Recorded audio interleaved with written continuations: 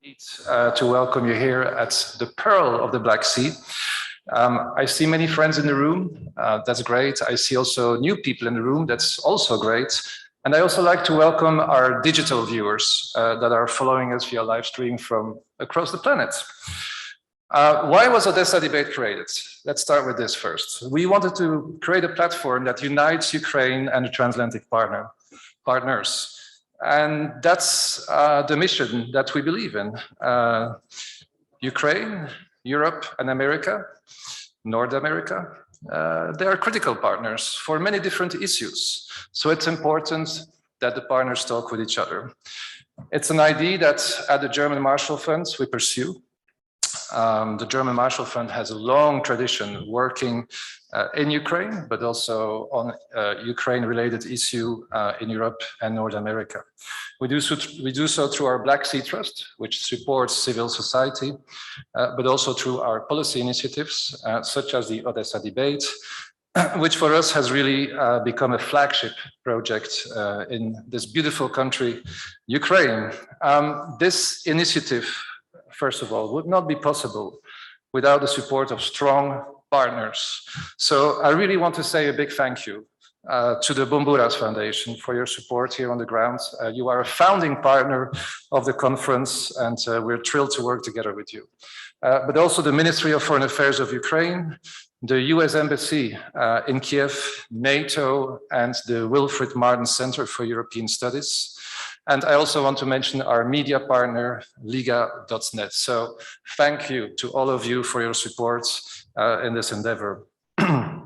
I'm also excited about the program. I look forward to our conversations that will really address the most pressing issues on the agenda between Ukraine and the transatlantic partners. I'm talking about energy, geopolitics, economics. You've seen the agenda is quite diverse, also because the relationship is pretty diverse. The spirit of this event is to forge interactive debates. So I really look forward to hear your comments, your ideas. Don't be shy. We trust on you to lead this debate together. So I have to say this is a bit of a special edition. Unfortunately, last year we had to cancel the event due to the pandemic.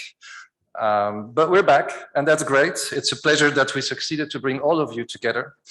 But having said that, your health is our priority this year.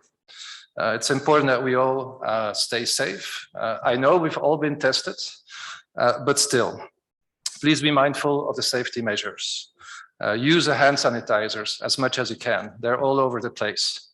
And when social distancing is not possible, please wear the mask. It's just small gestures that will keep us safe. So, having said that, I did my role. Welcome again in Odessa. And without much further ado, I'd like to welcome to the stage Mr. Pandelis Boumbouras, President of the Boumbouras Foundation. Thank you, sir.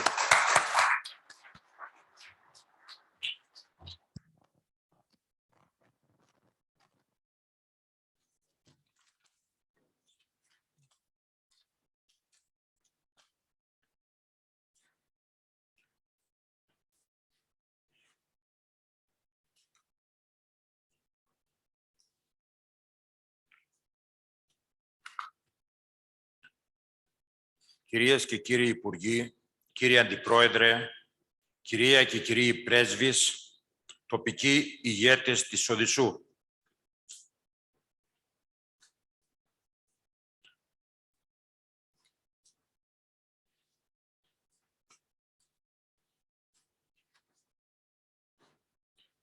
Με χαρά σας καλωσορίζω στην ιστορική πόλη της Οδυσσού για το ετήσιο φόρουμ που οργανώνει το Ίδρυμα Μάρσαλ μαζί με το Ίδρυμα Μπούμπουρα, εδώ και 4 χρόνια.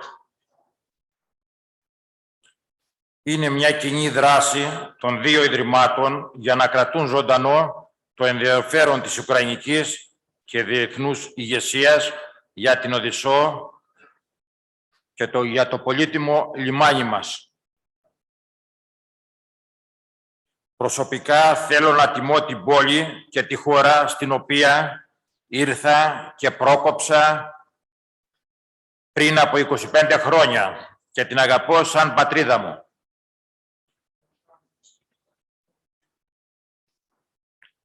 Αυτή τη χρονιά μας τιμά με την παρουσία του ο φίλος μου και ο συμπατριώτης, Αντιπρόεδρος της Ευρωπαϊκής Επιτροπής, κύριος Μαργαρίτης Σχοινάς. Ο Έλληνας που θέλει, ερχόμενος πρώτη φορά στην Οδυσσό, να προσκυνήσει αυτή την ιστορική πόλη. Η προσωπική μου παράκληση, αγαπητοί καλεσμένοι, είναι να βοηθάτε την Οδυσσό να αναπτύσσεται το οφείλουμε στην ιστορία της και την προσφορά της σε όλη την περιοχή, αλλά και στη διεθνή κοινότητα.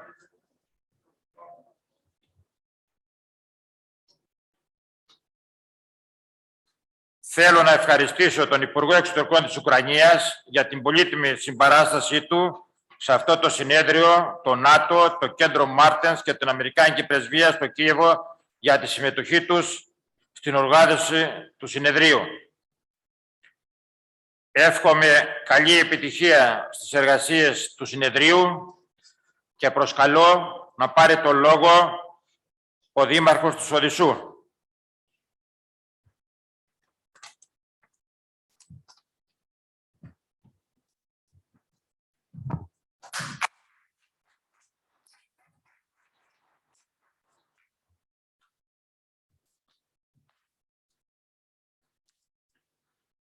Good afternoon. On behalf of the Odessa community, I would like to greet you in our hospitable city. Я дуже радий взяти участь у проєкті Odesa Debate. Немає сумнівів, таке партнерство, об'єднання знань та зусиль, злагодженість дій дозволяє вбудувати Україну потужну геополітичну систему, яка буде здатна як дати відсіч зовнішнім викликам, так і сприяти соціально-економічному розвитку країни. Сьогодні ми зустрічаємось з вами у мирному українському місті, якому близькі та зрозумілі такі імперативи, як збереження миру, курс на розвиток, взаємодія з євроатлантичною сім'єю. Проте так було не завжди. У 2014 році, коли Україна вперше зіштовхнулася з гібридною війною, Одеса на собі відчула всі виклики, які могли знищити наше місто. Постійні сутички, вибухи, екстремістські прояви. Ситуація була край напружена. Її подолання стало моїм бойовим хрещенням на посту мера, а також всієї нашої команди. Ми провели колосальну, неймовірно кропітку роботу. Більш того, ми проводимо її досі. Вона не завжди видна, але її результати очевидні. Якщо у 2014 році лише біля 30% одеситів considering themselves Ukrainians, and now this figure is about 100%.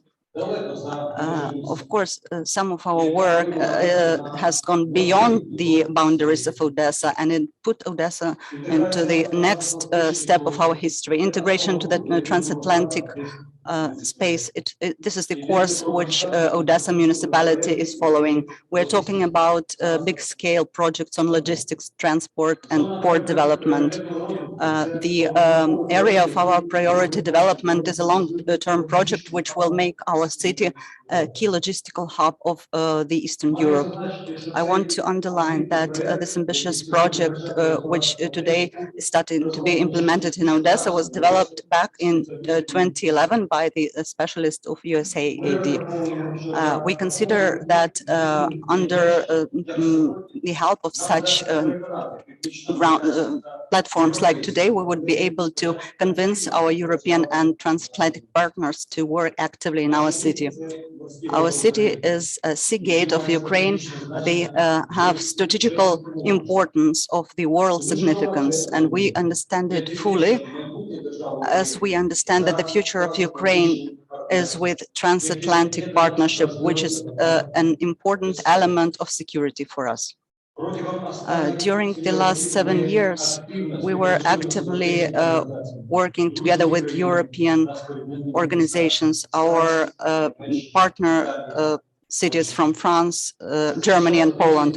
During this time in Odessa, we acquired new partner cities to sign the contracts with. We proactively cooperate with the Department of Eastern Europe of the Center of Liberal.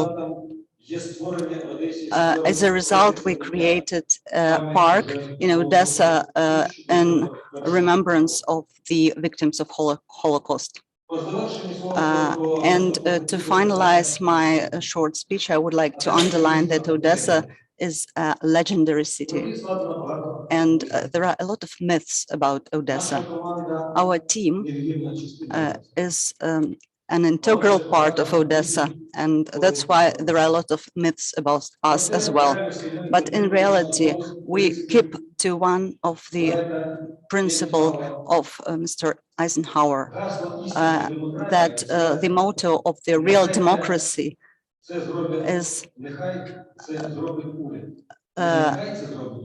not let the government do it, but let us do it ourselves. Dear friends, it's very pleasant to be right next to you today. Я вам бажаю миру та процвітання. Дякую за увагу.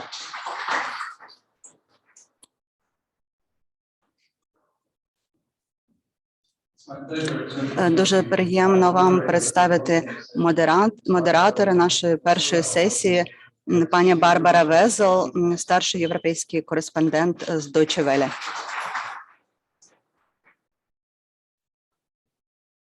Signal for us to step up here. Зараз ми починаємо, шановні колеги. Take the corner seat Я, мабуть, буду тут get a look at the screen and just disperse, щоб я бачила екран і трохи розбавити. And by magic, that is by Zoom, supposedly, we would like to greet a guest in Washington. Нашого гостя з Вашингтону. I don't see her yet. Miracles always take a bit longer. You know what it's like with magic these days. So I'd like to introduce, there she is. All right. So I would like to greet Robin Dunnigan, Deputy Assistant Secretary for European Affairs in the State Secretary in Washington. Welcome to Odessa time this afternoon and this discussion. I would like to greet on the podium here with me Ihor, that needs to be said correctly, Ihor Zhovka. He's the deputy head of the president's office and advisor to the president, as is well known. I would also like to introduce Pavlo Klimkin, former Foreign Minister of Ukraine, and at the very end, hello, last not least, of course, this is Mati Masikas, Mr. Ambassador, head of the EU mission to Ukraine. So when I was asking Bruno in sort of preparing this discussion, what will we be talking about? What do we focus on?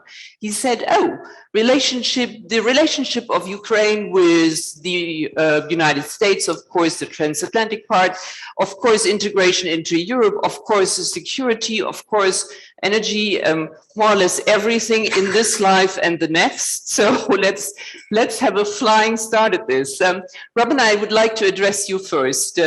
When Defense Minister Lloyd Austin recently at a NATO ministerial said that NATO would not be sort of forced into choosing a member or not with regard to Ukraine, he really put the cat among the pigeons with regard to Moscow. So these are quite markedly different tones from Washington towards Ukraine in comparison to earlier times, let's put it that way. So tell us a bit more about the line you are pursuing, about the strategy that you're putting forward. Well, so first of all, thank you for allowing me to participate virtually today. It really is great to be able to do this. And I'm honored to join this evening, your time, with this group of really distinguished panelists. Talking about Secretary of Defense Austin's visit to Ukraine, I think it's important to put it in the larger context of our relationship with Ukraine. And what you can really see is our absolute commitment to Ukraine's economic growth, security, our mutual partnership. As you all know, we had the visit of President Zelensky to Washington in September. And over the last 6 months, we had Secretary Austin, as you noted, our Secretary of Energy, Granholm, and our Secretary of State, Anthony Blinken, all traveled to Ukraine. And we've had visitors here as well. And including in November, we're going to have the foreign minister here for the Strategic Partnership Commission with Secretary Blinken. So Secretary Austin's visit to Ukraine was again underscored really our commitment to Ukraine's security. Asking specifically about NATO, we've made clear, and we continue to make clear, that we support all aspirants into NATO, as long as that aspirant country can meet the commitments and obligations of NATO. And we're committed to supporting Ukraine and its security, strengthening its security systems. So I'll leave it there to start. Robin, Ihor, do you feel reassured? So what does did this message sort of improve your mood towards the general geostrategic situation and your country? Well, definitely yes, and many thanks for the efforts of all our partners in the US, not only the Department of State, but other line ministries, and definitely President Biden for having rendering us a clear, visible support. You know, an old proverb says a friend in need is a friend indeed. And then in April this year, we saw a huge military buildup along the Ukrainian borders. And not only along the Ukrainian borders, but in the occupied Donbass and in the occupied Crimea.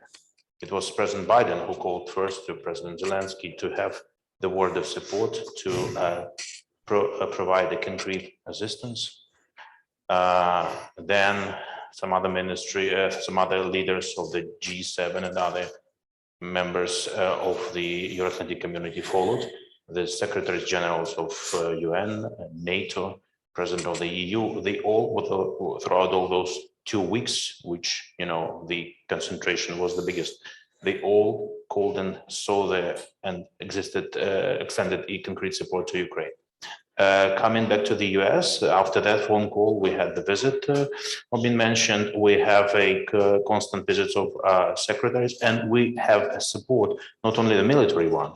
The figure is well known. Only throughout the last 7 years, US rendered 2.5 billion military support to Ukraine. Just recently, ahead of the visit of Secretary of Defense, we received another 60 million of support in concrete ammunition. But this is not only about military. It's also about political support, because our dialogue is with the US is multi-level and multi-structural. Starting from the events in occupied Donbass, we devoted huge time to that topic, talking to President Biden and to the line secretaries.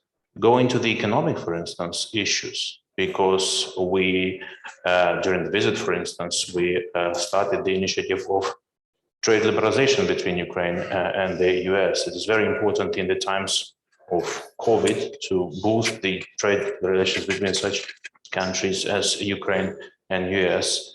And other topics as well. Definitely we need the support of the US in our Euro-Atlantic aspirations. We talked with President Biden much about this. Definitely we need the support of the US in terms of our Black Sea security cooperation. You well know the initiative of the president about uniting the efforts of the Black Sea countries in order to provide the general security in the region. It's a hot topic.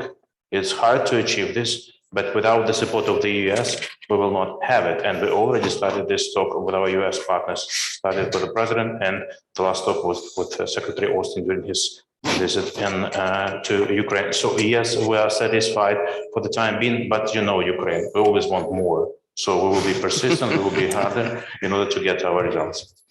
Pavlo, Ukraine always wants more. There is more reassurance, there is more engagement. But do you think Ukraine is doing enough to sort of honor this increased commitment, or would you have some criticism towards the inside? The short answer is no, of course, but safety is delivered by COVID test. Let's talk about security here. And this, of course, I feel reassured to speak at the backdrop of the State Department presence. It's a visual and visible sign of the Russian narrative about external management. I personally believe some external management could have been useful. It's such a mess around. But let's talk about where we are. I remember, and hopefully many of you remember, a famous movie, Lost in Translation. A good one, actually. And I believe we are now somehow lost in translation. We have clear priorities. We have basically entrenched them in our constitution about NATO, about EU. We understand where we would love to go. But we are basically failing to translate them into strategies and into actions. And let's have a look on us, let's say, from Berlin or Paris. Of course, we are not, dictatorship like Putin's regime or Lukashenko regime. We have free and fair elections. We are democracy. But what kind of democracy are we? We don't have a real rule of law. So fundamentally, we are sort of hybrid. And it's not really entrenched in many heads here in Ukraine that in order to get where we want to get, to the US and NATO, and fundamentally to become an added value in this world, we have to change. We can't imitate change anymore. We can say, okay, it's double standards, it's not fair, Albania is not better than Ukraine, Romania was somehow there, but it's all rubbish because they did not have Russia on their ass, and we have Putin, we have this regime all around, so we fundamentally have to change. We have to show real resilience. At the end of the day, it's about us. Of course, we want the West to do more about us because we are lost in translation. The West has stopped translating us, basically choosing the tactics of small steps. Okay, small steps are fine. This step. Of course, it's a progress. But at the end of the day, you remember Alice in Wonderland, asking the Cheshire Cat, where do I have to go and where do you want to get to? So fundamentally, it's about that. And without fundamental changes on rule of law, on our justice system, on the sense how our institutional structure does work, or better to say, does not work, we are fundamentally nowhere. We have to change the culture. We have to change the sense of how our society and country operate. It's clear, but it's easier to sacrifice it. And anyway, it's somehow ridiculous to listen to this bickering about people in power, people in opposition. So fundamentally, it's about very clear strategy. It's about a number of painful steps, but we have to go this way. And I'm a physicist by education. Many years ago, I've been told a very simple joke by one of my professors about Albert Einstein distributing different tasks during the exam. And one student raised his hand wavering and said, "But professors, these are the tasks you gave us 2 years ago." And I say, fine, but the answers are different. So fundamentally, the answers for Ukraine are different. They are different from Romania. They are different from Albania. We have to change, and imitating change just preventing us to go forward. There is a very famous Chinese proverb: if you have wind blowing, building fences is the wrong approach. It's about, building windmills, and we are doing it the other way around. Pavlo, thank you very much. You're born of proverbs and, and very handy comparisons. Marty, let me engage you here. I mean, this was a speech that is sort of must be really soft and welcome to your ears. But are there different answers to Ukraine from the side of the European Union than for other countries, like for the Western Balkans or so? Are there different measures being put up, or should they probably be different, taking into consideration the threat Ukraine is under? So should we employ different measures here, actually? Thank you. Indeed, each and every country is different, unique, and as far as the EU's policies towards its neighbors is concerned, it is, despite of having the frameworks in place like the Eastern Partnership policy, the relationship between the EU and Ukraine is a bilateral one, is a unique one, and the association agreement that we have, coupled with the deep and comprehensive free trade agreement, is a unique one. I tend to agree with Pavlo on the, it's very much in the Ukrainians' hands. True. But the EU, with our agreement and with our relationship that is in place, is there to help. I mean, what we are witnessing today in Ukraine is the biggest geopolitical shift of our time in Europe. Ukraine, since 2014, turning from the east to the west in virtually all areas. Look at how the economic relationships has changed, the EU becoming the biggest trade partner. See how people's traveling, working, studying patterns have changed. Look at the Orthodox Church coming from under the Moscow Patriarchate to the Constantinople one. Lots has been done during the last couple of years. A lot is under work. Most notably, and I hope we will have later on a bit of a time to discuss the judicial reform, to which we are very close to actually really launching it. But if one looks at 12th of October, the EU and Ukraine held a summit in Kiev, 3 presidents, 2 from the EU side, and President Zelensky were there. If one looks at the summit statement and if one knows what was discussed there, it was bolder and deeper than it used to be in some of the previous years. We made clear that we see Russia as a party to the conflict in Donbass and not as a mediator. We were very clear on the non-annexation or non-recognition policy of Crimea.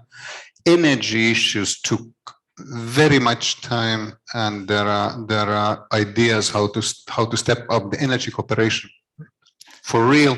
And in the association agreement, there is the possibility of giving Ukraine an internal market treatment in the EU's internal market, the biggest and wealthiest in the world.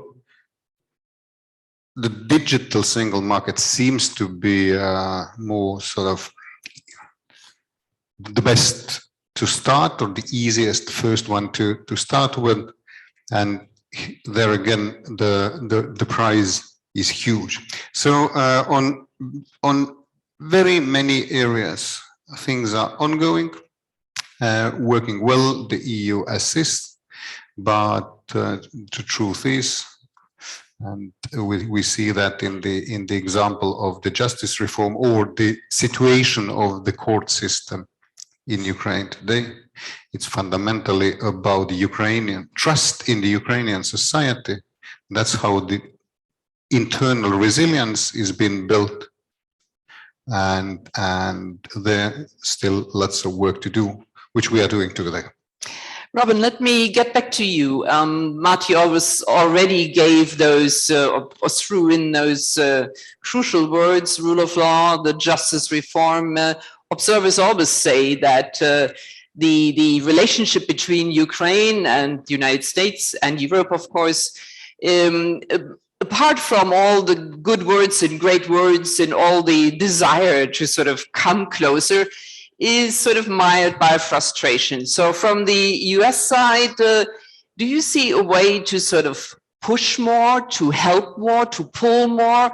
What can be done to increase the speed maybe a bit? Thank you. And it's such a critical topic. And I have to say, I've spent most of my career as an economics specialist in our diplomatic corps. So I've been working around the world, talking to companies, working on economic issues. And here, my view on corruption is who corruption really hurts are the people, Ukrainian people. It diverts power, resources, opportunities from the Ukrainian people.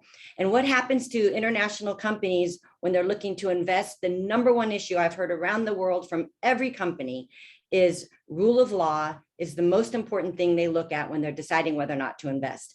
So I think we all agree that there's more to be done in Ukraine. I would say when we talk about each country's own specific challenges dealing with these issues, is to note that Ukraine's made tremendous progress in the last 30 years, tremendous progress. And since 2014, they have been under tremendous pressure given that they're dealing with their conflicts due to Russian malign influence, Russian behavior, Russia's purported annex of Crimea. So those are real challenges. So the question is there more to do? Yes. Can we help Ukraine in that process? Yes. And I know the EU is doing that. The United States is doing that. European partners are doing that. There's what we all need to do, and the government, I believe, recognizes, the Ukrainian government, is even when it's tough, even when it takes work, we have to make sure these reforms are seen through. We're very encouraged by recent progress in implementing the new judicial reform laws. Holding corrupt judges to account is one of the first and most important steps to rule of law. We're also very encouraged by recent passage of the legislation to protect the selection process for a director at NABU. I mean, there are these are real steps, real progress, but we're still watching. We're awaiting completion of the selection process for the new head of the Specialized Anti-Corruption Prosecutor's Office. We're awaiting other important reforms. So, and I just want to make one comment here on corporate governance reform. Again, corporate governance, it's tough. It's tough to appoint good, experienced, objective boards.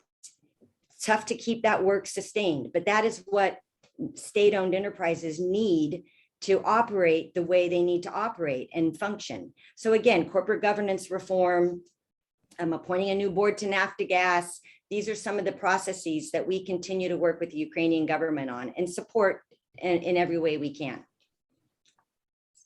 Thank you, Robin. So let me put the question to you, Ihor, of course. Do you have the internal political leeway to push this? I mean, is the strength there, or are you so confined by, of course, the external pressures you have that everybody realizes? I mean, seen from the side of the European Union, I mean, we see this. We know that you are in this incredibly difficult situation of having to resist Russia, sort of being on the front line, literally.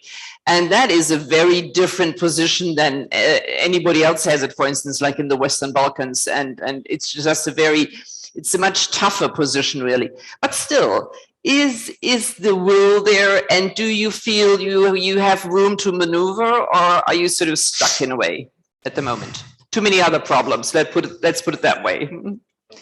You don't need to push something. You don't need to push something if you are deeply convinced that and that's what we have in Ukraine with the president, with the government, with the members of parliament. So let me react in the following way. Let me give you concrete examples, because Marty mentioned European Union summit. a very important event. Then Ukraine-US relations were mentioned, NATO. So let me just give you concrete examples for you to understand. We are not lost anywhere. We are not we do not misunderstanding something or whatever. Likewise, we are having good understanding of our partners and friends. We are reading the signals well, and we are doing quite well. Take the Ukraine-EU summit. Marty mentioned several important achievements of the summit, starting from the security part. 7 provisions of the Ukraine-EU joint declaration of the summit were devoted to the foreign policy and security. That was not the case before. And that was not only about Russia, not only about naming Russia as a party of the conflict, not only demanding Russia to withdraw all its troops from the territory of Ukraine. It's also about the supporting of Ukraine's initiatives like the Crimea platform.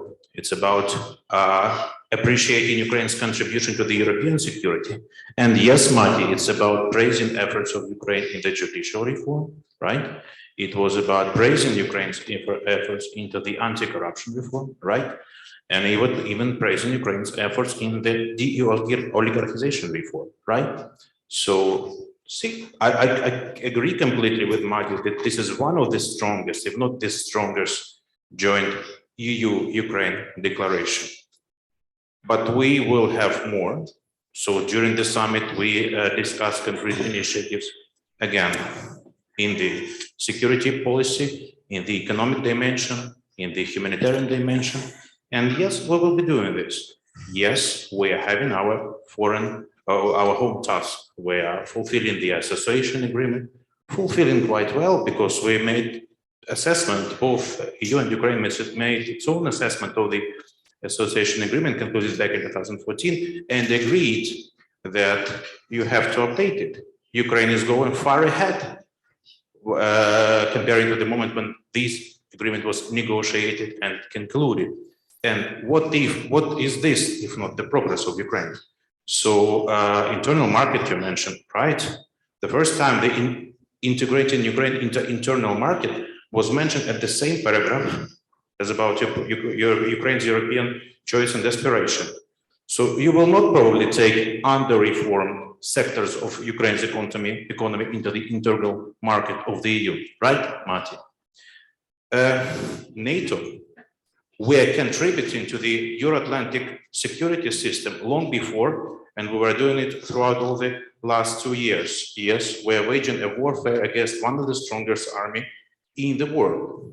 But at the same time, we are on the real-time basis sharing our experience how to wage this warfare with NATO member partners.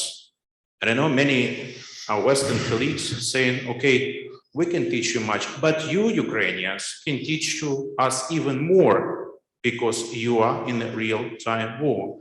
That's time when we're talking to NATO countries, we're talking about enlarging the number of training fields and camps in Ukraine with the participation of NATO countries.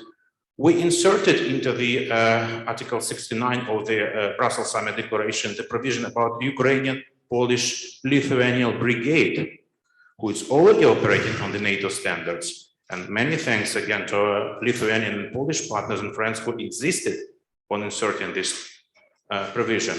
And that's why Ukraine is moving more and more closer to NATO. By the way, not to mention that Ukraine has participated in all NATO-led operations and missions and still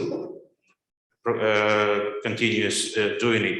We're the first members out of non-member countries of NATO response force, etc., etc., etc. So when you will ask me about our Euro-Atlantic ambitions, yes, we want to have a clear set list of reforms needed to be done in order to get the next step of our movement to NATO, which is, you know, what is our ultimate goal. So we're counting on the next NATO summit in Madrid, where, by the way, the NATO strategic concept will be adopted for the next decade. And yes, we do, you know, consider it right for Ukraine to be mentioned there, because you cannot talk about your Atlantic security if you're not talking about the security in Ukraine and in the region, by the way.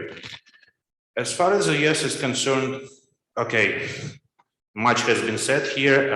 We are now negotiating with our US partners the relaunching of our strategic partnership charter, which, like Robin said, will be re-signed in November this year. A very important tool for our strategic relations. But again, throughout the 2 years, we enjoyed the military support of the US, we enjoyed the political support, but in its turn, Ukraine was also contributing by its concrete actions and steps.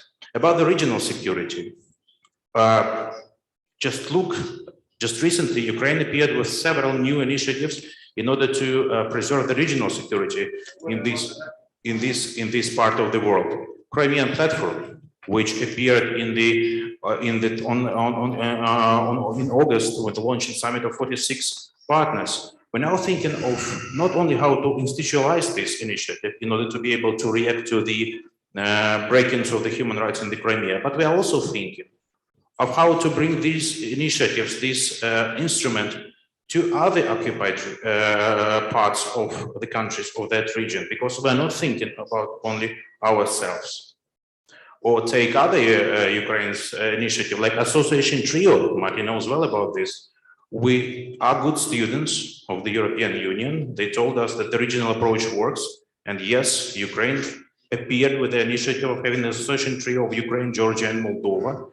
And now we are pushing ahead for our 3 countries, because all of our 3 countries are very ambitious in pursuing the European perspective. So we're pushing forward with not only political initiatives, not only European perspective initiatives, but with the concrete economic steps, concrete humanitarian steps, etc., etc. Well, Lublin Trio to be mentioned, and even the summit of first ladies and gentlemen, which took part in August in Kiev. It's also Ukraine's initiative to bring into force their so-called soft power, or the first ladies and gentlemen. This was not been done anywhere in the world before. There were some regional initiatives, but this was the first ever initiative, and we will also be pursuing this goal, using this leverage as well. So I think we can fairly say that Ukraine has done much and will be doing even more. I like the principle in the EU, more for more. So we are not for less, we are more for more. Pavlo, more for more, what could that look like? I mean, listening to Ihor, you think it's all good, it's all underway, they're moving forward at a more or less steady pace. Is that so? Do you buy those assertions? You know, ask the European Union whether the oncoming Eastern Partnership Summit should bring us something new, something ambitious. But, you know, just teasing up, at the end of the day, what we are doing changes. I don't like the point about reform, but changing ourselves, we are doing it not for the European Union, for the US. Basically, it's the point how we are doing it for ourselves. And it's my country. I love this country. I have to sort it out, and it's about us to sort it out. Of course, I do care whether our partners, our friends are with us on this way. It's fundamentally important. It's fundamentally important because at the end of the day, our goal is there. But if we can deliver, like has been just said, on corporate governance, we are not part of the Western world. Point. If we can deliver on justice reform, we are not part of the Western world. We are hybrid. If we can deliver on SBU reform and in any of the realities, and we would love still to use it for any sort of political game or political projection of power, we are not civilized country, and fundamentally important that it's gonna fundamentally narrow down our resilience in the future against the Kremlin. The point with all these changes, it's about people, it's about changing people, it's about getting self-confidence in Ukraine, it's about added value.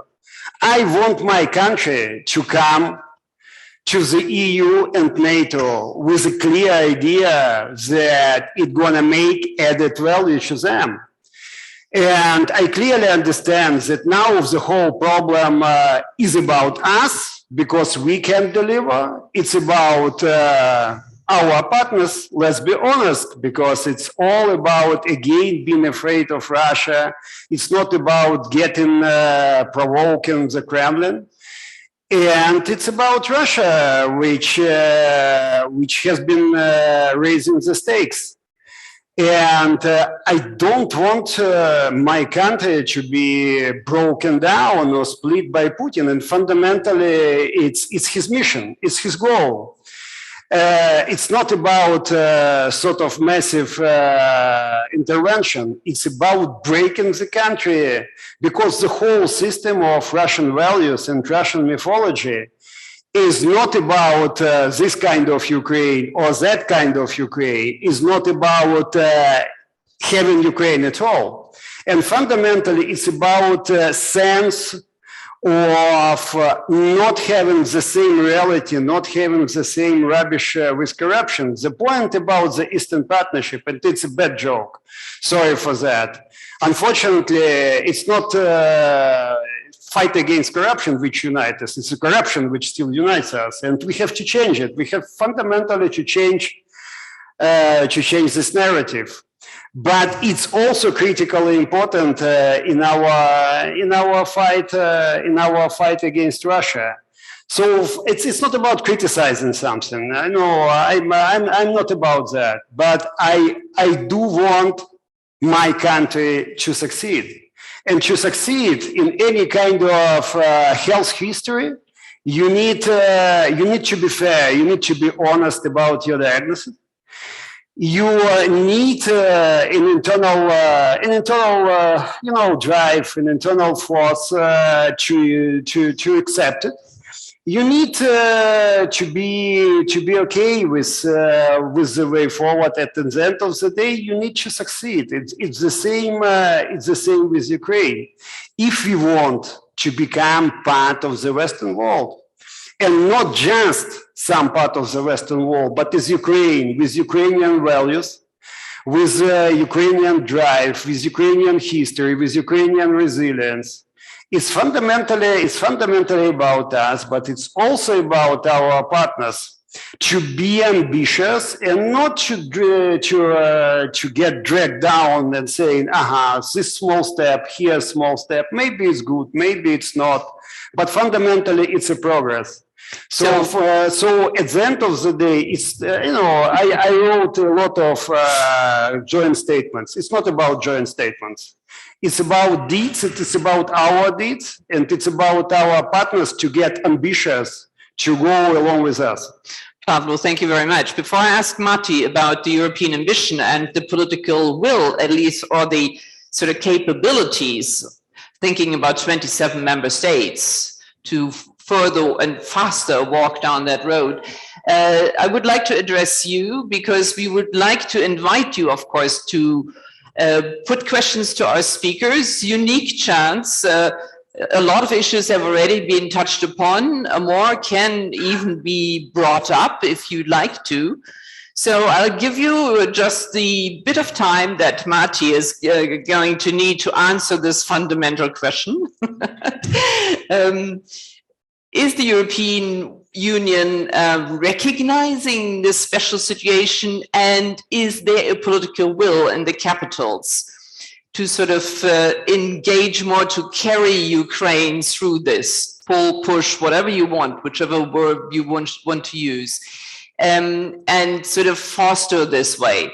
Or do you feel this is another, oh my dear, the East, let's not look at it, it's too difficult, there is corruption, there is all sorts of lack in rule of law, there's chaos, we don't really know what they're going to do.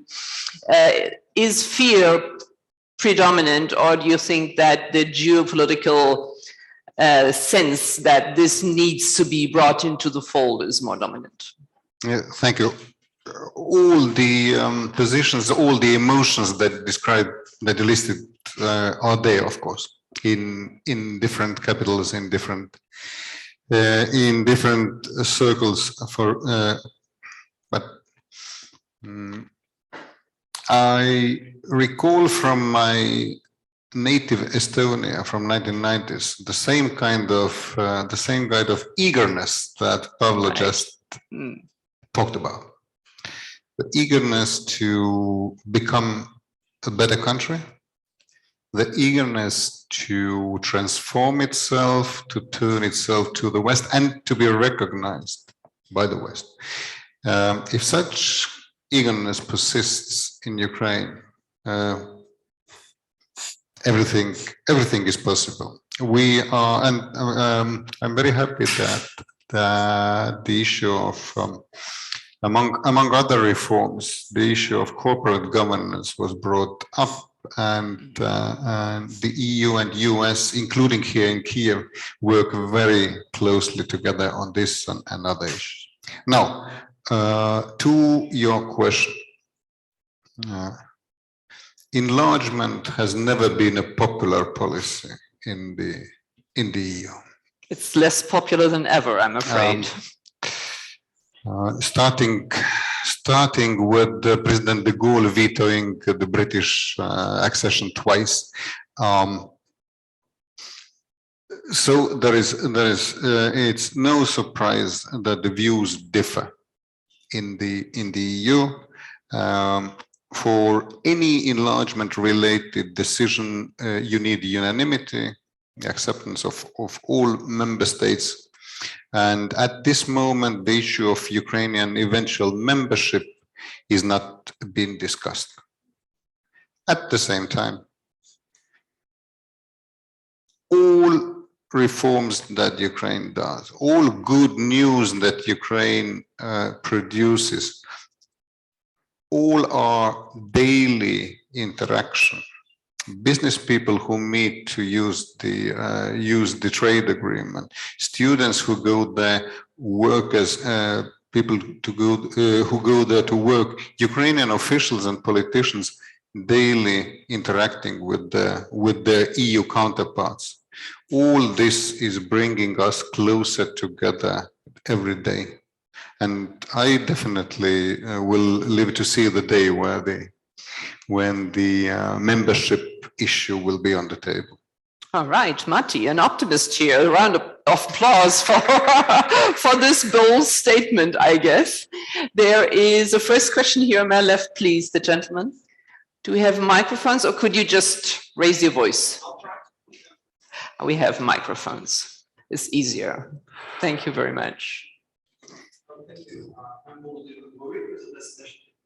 My question goes to the Secretary.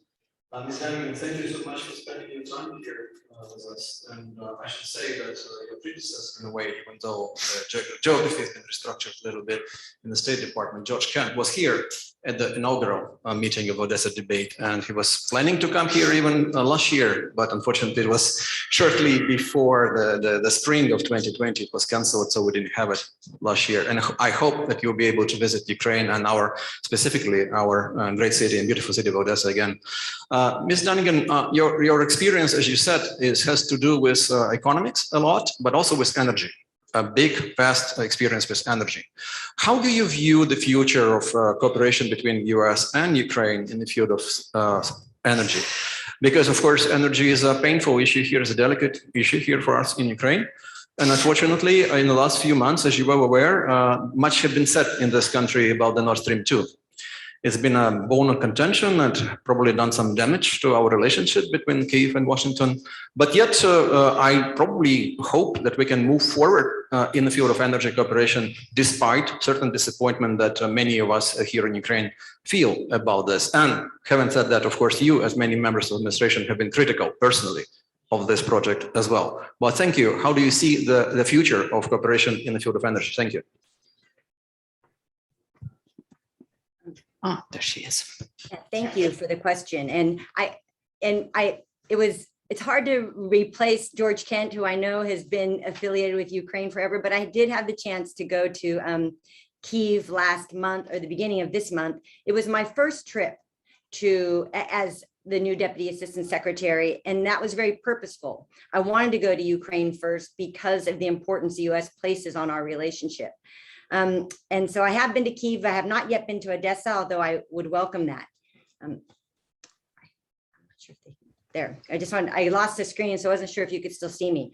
On energy, it's a really opportune question at an opportune time, because as you know, we are facing an emerging global energy crisis. Natural gas prices in Europe are at record highs. A series of events over the last year, including droughts in Brazil and China, have put pressure on prices. They put pressure on natural gas, and not just natural gas, in other areas too. And all of this happening at the time that we're working very hard to transition to cleaner sources of energy in the run-up to COP26, and really in the run-up to our future.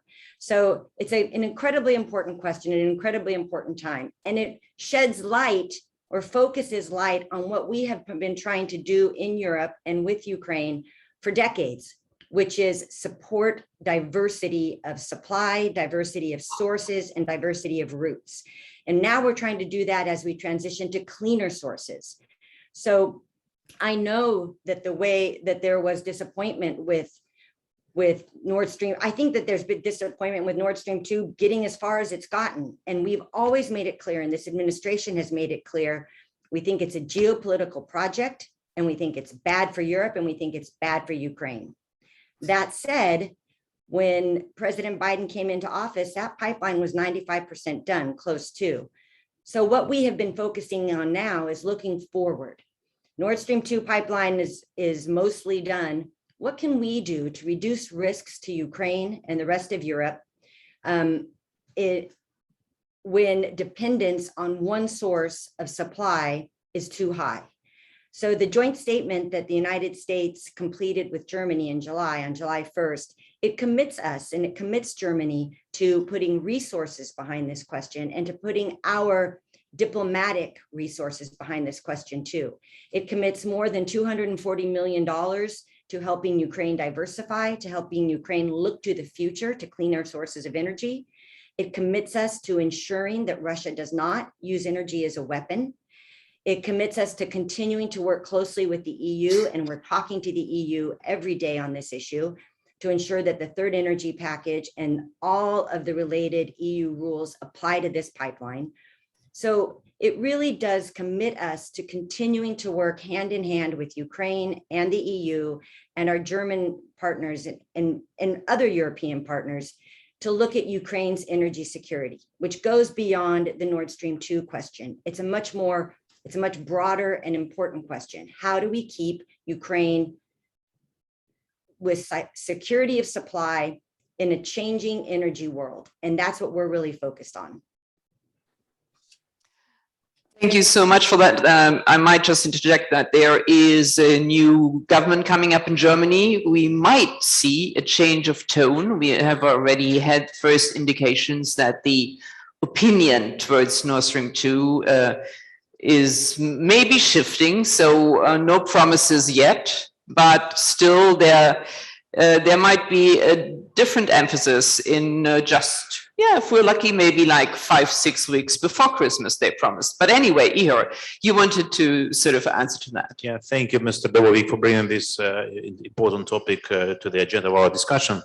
German government, we are already talking with, we were talking before, I was in Berlin just a day before the elections, we were talking in the MFA, including with the representatives of the Social Democratic Party, and the question I asked to them, whether you guarantee that the agreement which you signed with the US, and many good words were in that agreement, for instance, on the transit through Ukraine till 24 and beyond, that Russia will not use gas as a weaponry against Ukraine, and if used, sanctions will follow. So they told me that this agreement will be in place and Germany will adhere to it.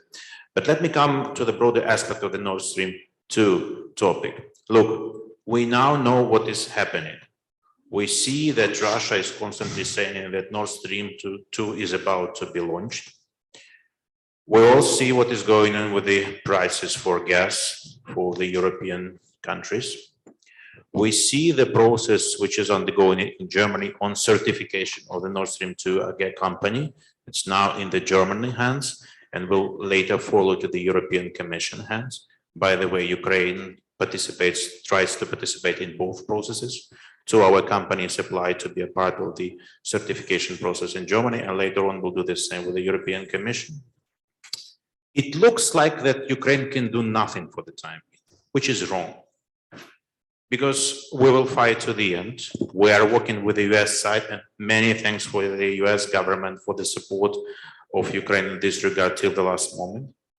And look, we are thinking broadly. We understand that the winter will be hard, the winter will be cold, and there will be probably less of gas than it should be. We experienced that situation back in 2009 together with the European Union members. In order not to have this situation happen, President Zelensky appeared with the initiative, and yesterday he wrote 2 letters to 2 presidents, President Charles Michel and President Ursula von der Leyen, with his concrete proposals. We do understand that something has to be changed, and this is about broad approach to the energy security. So President proposes for additional transit of additional volumes of gas through Ukrainian gas transit system with a low price for the transit, or meaning for Russia. That means we will satisfy the demands of the European Union countries to get the additional volumes of gas. That means we will deprive Russia of this blackmailing instrument, which they are now doing. And yes, we will be safe here in Ukraine during the winter time. But very important, this is about general European energy security. And I know that those proposals were yesterday discussed during the European Union ministerial energy meeting, and will be discussed today, and hopefully we'll get the answer. Because what we need together, if we are talking about push, you mentioned push, we need to push together on Russia in this regard. Ukraine is pushing, some other members are pushing, but let's have this joint effort, because this is about us.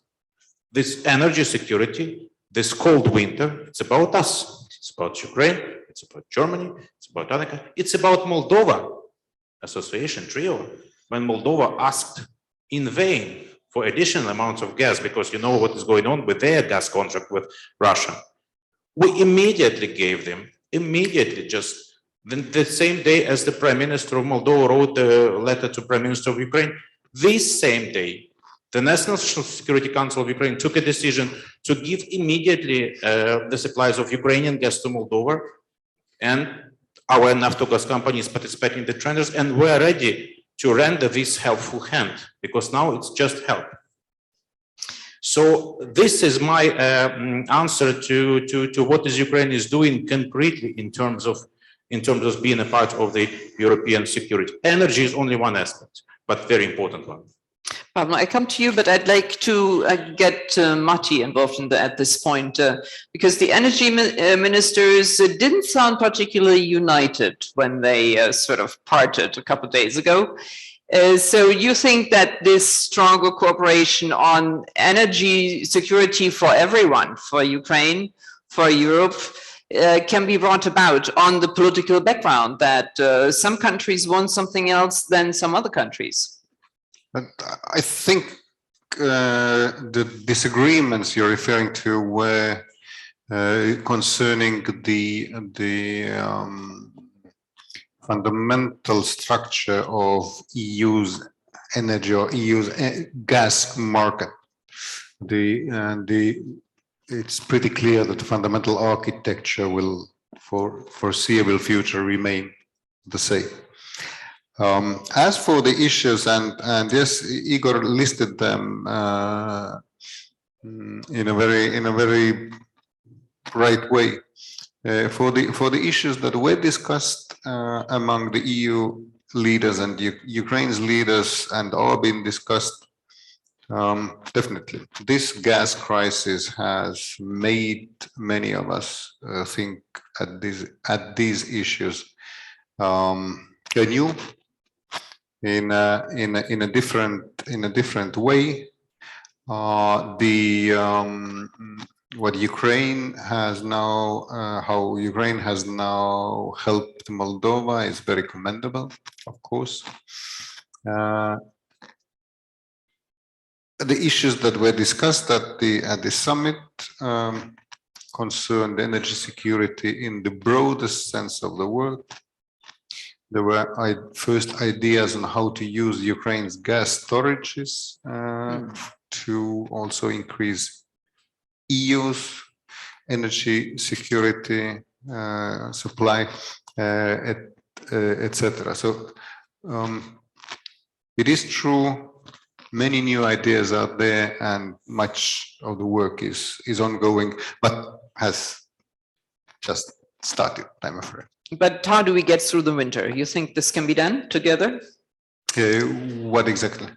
Get through the winter. So keep the gas flowing. Do what about the empty storage?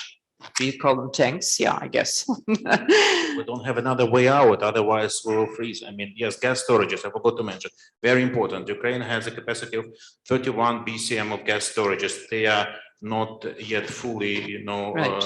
So please use it. I mean, we were offering this. We're offering a broader discussion because gas is now burning issue, unfortunately, before the winter time. But we're talking about other layers of our cooperation in the energy area. Electricity, for instance, you might know that Ukraine is ready to join in 2023 to ENSO-E, this general European energy system. We are already talking to our European partners of how it should happen, because it's also technically complicated and unfortunately might become politically complicated, because Russia is not only playing with gas, it might play with other with our energy resources as well. We are talking about renewables and Green Deal. I was asking my German partners, the good things you are talking about Ukraine as a potential huge producer of hydrogen or whatever, is this for real? You are going to support Ukraine? Yes, they say, we will be doing this. So that's why during the last summit, my president invited to have this high-level strategic dialogue on the energy issues in the European Union with the participation of Ukraine. So on the level of heads of government and state, the leadership of the EU and the leadership of Ukraine. It was met with quite a good feelings, I think. So we will be also doing this. So, well, we'll have to survive. Pablo, you wanted to jump in here. Just a simple point. We need our lessons learned. Just get back to summer. It was clear that the demand in Asia had started growing. It was clear that Putin has to catch this opportunity to push against Europe. Now he is talking about long-term contracts, again, returning to this logic on his conditions. And now get back to our gas storages. It's 32. Now we have 18, school math. What is the difference? 14. In order to avoid crisis, you would have needed approximately 20 plus, 20, 25. Why not to fill up the storages still in summer? Technically, possible, simple. Financially, simple rubbish. Why not? Simply ask this question, why not? It could have prevented basically the hardship of the crisis with all kind of political implications. And it's a very simple example which basically shows that energy resilience is something we need not to just talk about, we need to engage. Tomorrow we're going to present a special, a bit of research about energy resilience, actually also taken into context this gas issue. And I believe it's time not to start talking about strategic dialogue, strategic groups, good working groups. It's not about that. It's time to engage Ukraine, to incorporate Ukraine in key EU exercises, in key EU groups where we will be covered together with the EU by all security and safety clauses. Fundamentally, and it was years before, we have taken this initiative to fully transform EU energy legislation in our association agreement, fully, not just one by one, fully. So why not? So a number of very simple questions which are somehow in the air. Let's start asking, questions which are not comfortable questions. And these are questions not only for Ukraine, these are questions also for the European Union. Dialogues are fine, strategic dialogues are even better, but there are very important lessons and drawbacks from what had happened in order not to let Putin to come to another gas war this winter. I think if one looks at what is right now happening in and around the Moldovan gas situation, that would give one a good sense of the how in the very nearest future these kinds of issues could be solved in Europe, including with Ukrainian participation. That's very clear. If you look at the elements, support from the partners when you need additional flows from Europe, additional capacities, and with that also, this all puts pressure on the main supplier as well, which has already yielded some results. All right, I have a new question here in the lady in the middle, please. Not loud.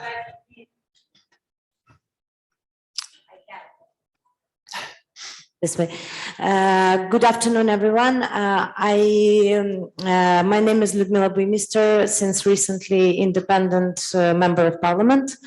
And I hear a word during this first panel, very accurate, but actually quite sad definition that our partners, and I'm really grateful to them for that, are pushing or dragging Ukraine into the, or pulling or whatever, into the integration.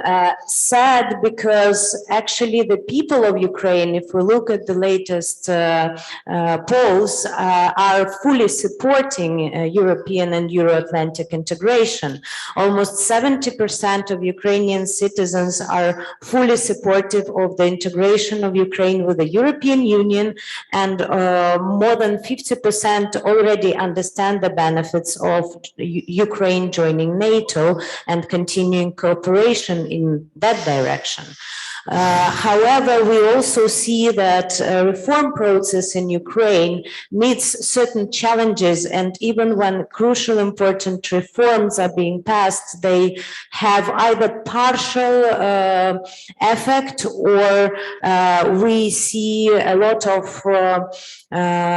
difficulties in implementing them. Excuse me, but who would you like to address your question to? The question is to our partners, international partners, because there is a lot of goodwill actually, not only inside the government, but outside of different stakeholders, civil society, different political forces in the country, to make this reform process not only better and more transparent and more efficient, but also avoid certain, I would say, disbalances and undue processes. So how could we better unite forces of all stakeholders, in your opinion, in order to achieve this goal? And second small question, how do you see the risks of NCOE integration of Ukraine, as we already touched the energy issue, coming up in 2023, as in my opinion, we do have significant risks right now on the table, given the start of the imports of electricity from Russia and Belarus. Thank you very much. Thank you. A question for Robin, it seems, and question for Matti, because those were the two partners that were addressed here. So first, it seems like what more could be done, or could be the cooperation with civil society and people be revitalized, put on broader basis. Robin. Why won't you Thank start? you for that question. And it goes back to one of the first comments I made today, which is, who does corruption impact and who benefits from reform? And it's the people. And I think it's incredibly important that civil society be part of this dialogue. When I was in Kyiv, the beginning of the month, I had several good meetings with representatives of civil society, representatives of parliament, to talk about exactly this issue. When we meet in November for the Strategic Partnership Commission in Washington, both the Ukrainian and the US policymakers will start the meeting with being briefed by civil society organizations on where more progress can be made and how we can cooperate together to make progress.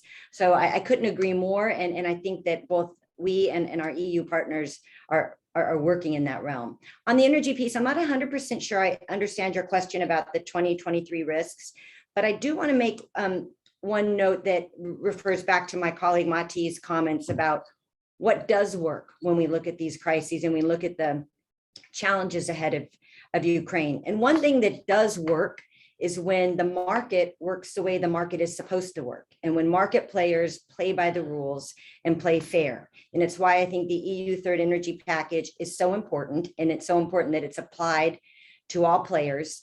And I think that if, for example, I've seen several reports where Russia has said that Russia has the gas to supply through Nord Stream 2 if Nord Stream 2 were open today.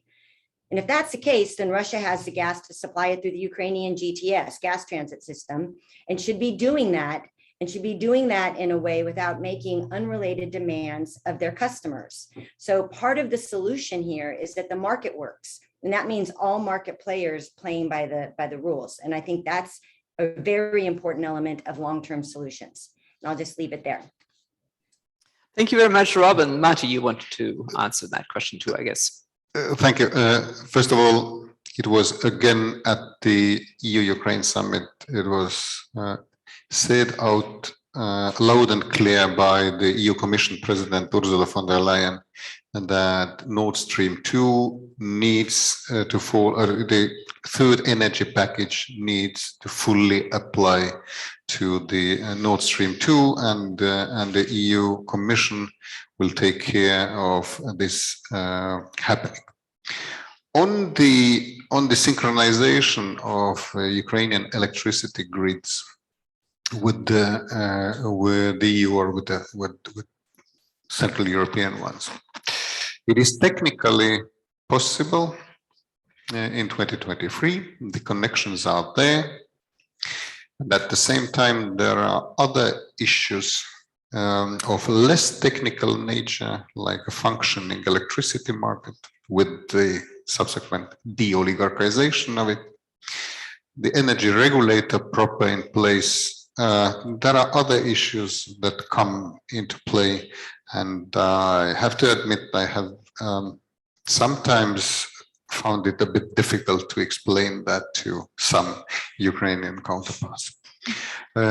Your question about the ownership and cooperation is a hugely pertinent one. All the reforms that are being done in Ukraine are Ukrainian reforms for Ukrainians. That said, there are issues and situations where international support and participation can be helpful. Take the justice reform, at the heart of which is the attestation and vetting of judges and the members of the High Council of Justice. Of course, corrupt judges, there are those don't like the vetting at all, but also the honest ones may not feel comfortable, I mean, with this process, with exposing themselves to this process.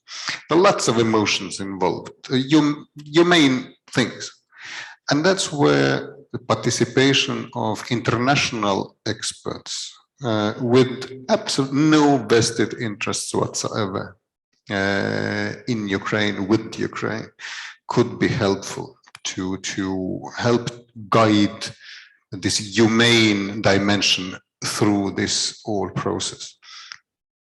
The EU delegation, I know the US Embassy and other foreign partners, international partners are working daily, not only with the Ukrainian government and president's administration, but also with political opposition and of course with the civil society, the vibrant civil society that has helped not only Ukraine, but has also helped its international partners and friends tremendously over the last years.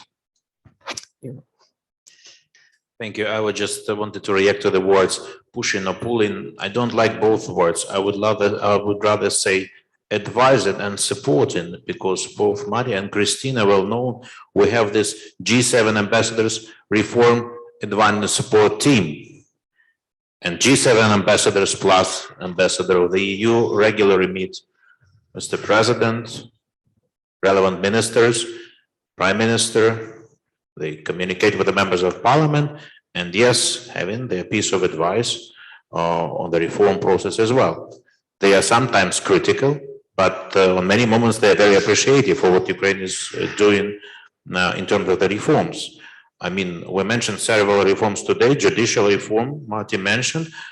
2 major laws have been adopted and signed into force by the president.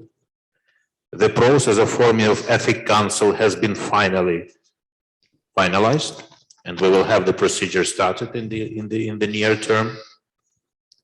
Draft law on the National Anti-Corruption Bureau has been adopted by the parliament.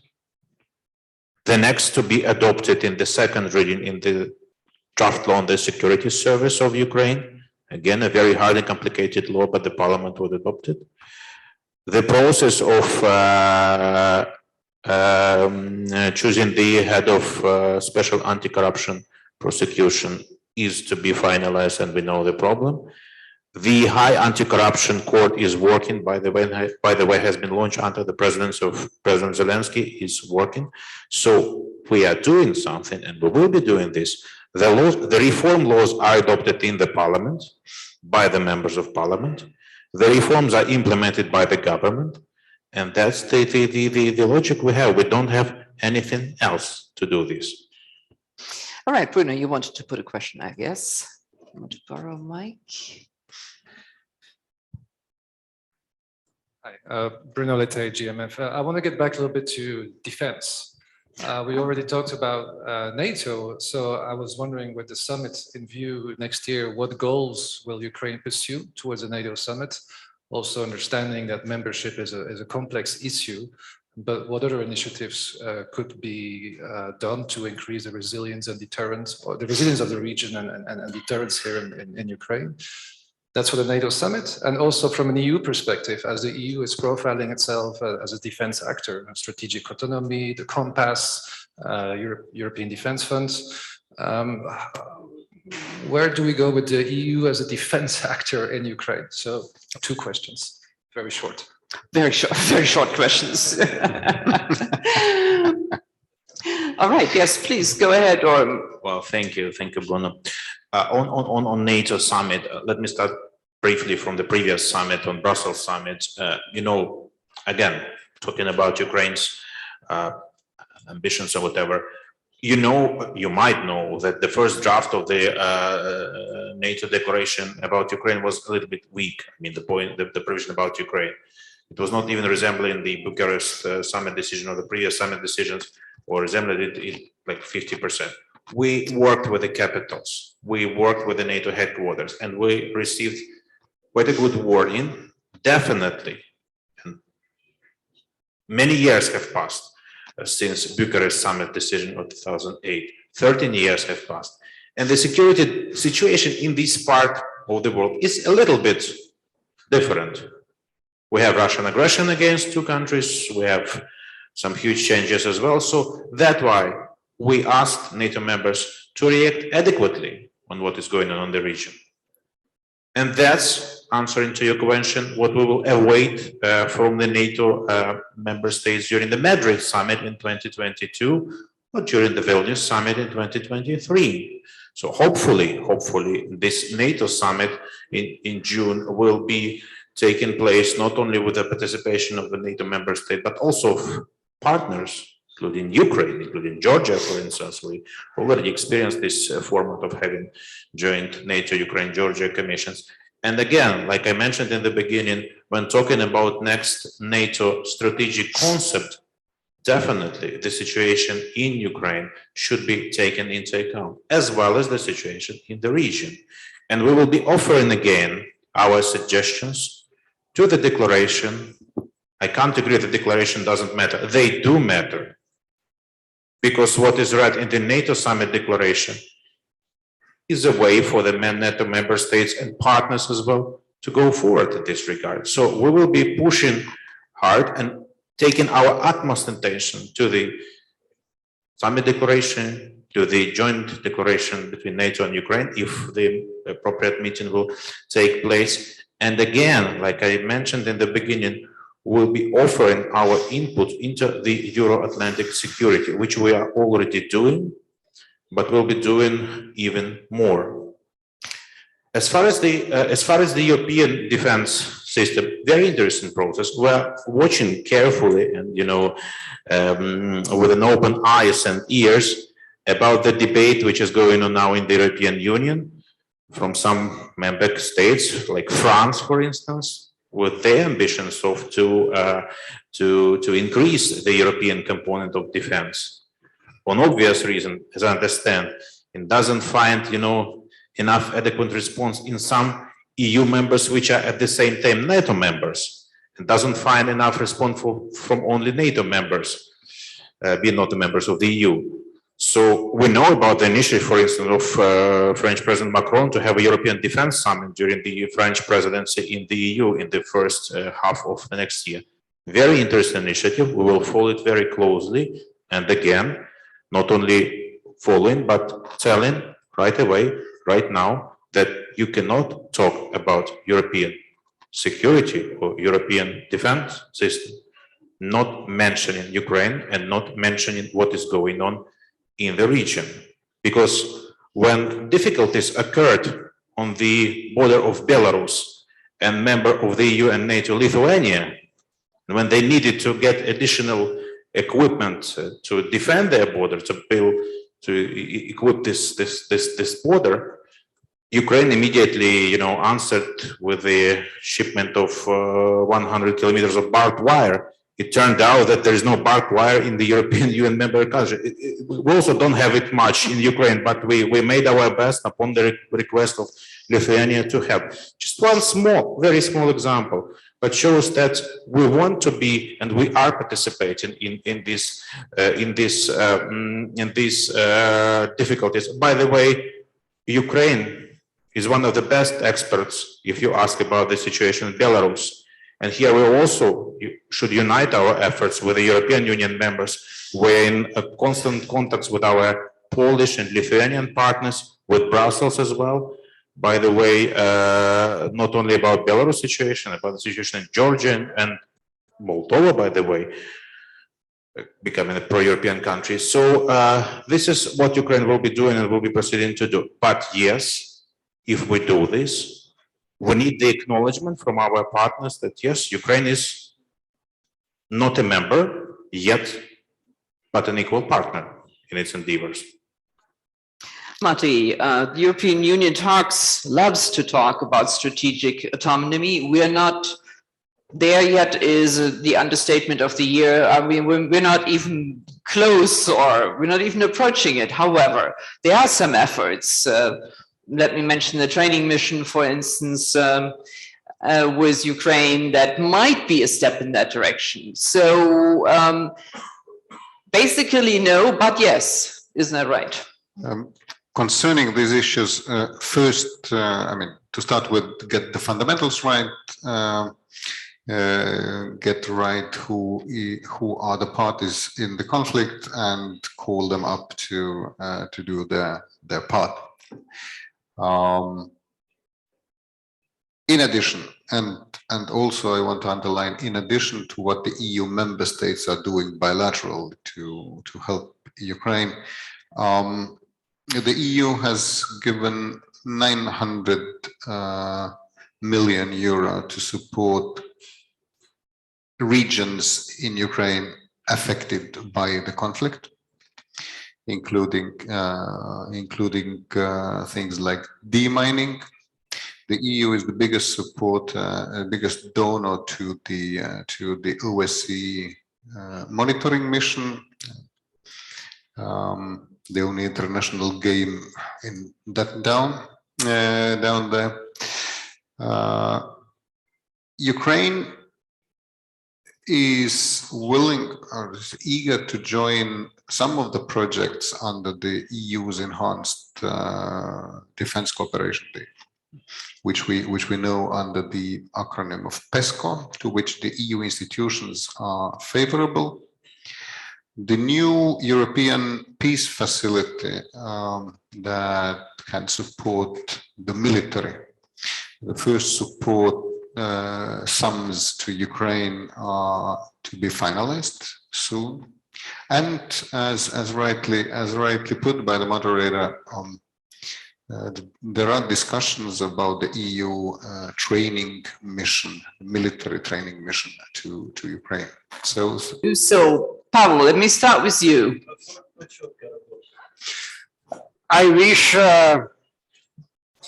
Ukraine will get the drive and political will to become part of the Western world.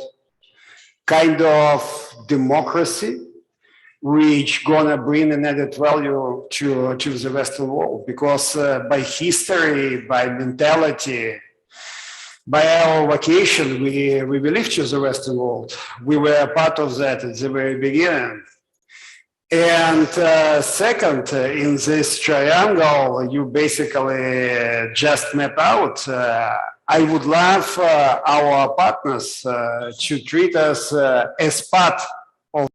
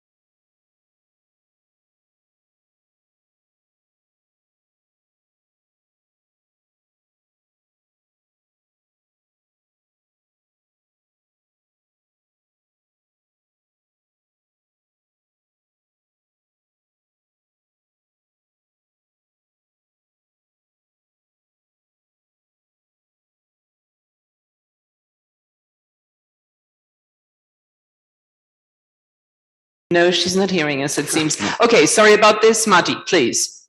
Make a wish. I mean, being a professional diplomat, I have to give two at least. My first wish is that the war would end and people, the killing of people would stop. That's for sure.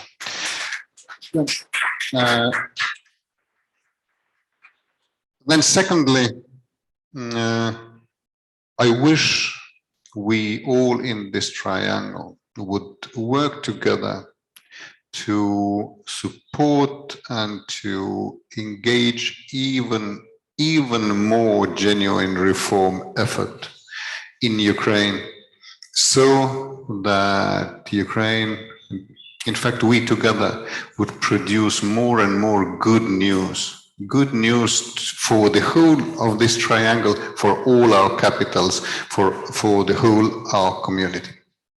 Thank you. Ihor, you get the wish, the last to get to make one here. Well, firstly, now it's your chance. Completely agree with the wish of Marty. Definitely, this is the most important wish for all Ukrainian people. People are not dying in Donbass, and Ukraine is a country which it used to be in its sole territorial borders as it used to be before the 2014.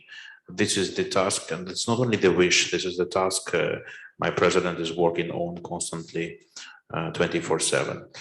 But if we're talking about this triangle, I would say like my wish is Ukraine becoming a regional leader in this part of the world, being a member of European and Euro-Atlantic community. As a result of pursuing a bold foreign policy. This is the term I coined from my president. A bold foreign policy for me means when, for instance, you want to successful Ukraine-EU summit, you count not only on Brussels in drafting the declaration, for instance, but only you draft it yourself and then present it to Brussels. Or if you want a successful association partner summit or Eastern Partnership summit, you start to do it yourself, preparing it yourself, and then Brussels would help us. If you want a successful NATO summit, you start pushing a year ahead to get the results for Ukraine. Or if you appear with some regional initiatives, which Ukraine is doing, you know how to get them done. You know how to persuade your partners that this is really needed. And you get the success in the end by participating of your partners from European and Euro-Atlantic community. So this result, I think, is quite achievable in the near future, and we all will be working on it. So with these hopeful words, thank you very much to our speakers here. Thank you very much, audience, for listening and participating. And I wish you a very pleasant evening. And thank you, Barbara, for being a fantastic moderator on this panel. Thanks. Thank you to the speakers. And even after 1.5 years of Zoom training, we still have technical issues for which we apologize, but we'll get better. This was a fascinating conversation. Thank you very much. We have an invitation-only gala dinner at 6:45, but we look forward to see all of you back tomorrow at 9 in the morning. We have a star panel with the Deputy Prime Minister of Ukraine for European and Euro-Atlantic integration. The Vice President of the European Commission is joining us as well, and the Acting Minister for Development Aid of Slovenia is there as well in the role as EU presidency. So thank you very much. This was great, and bonne soirée. All right.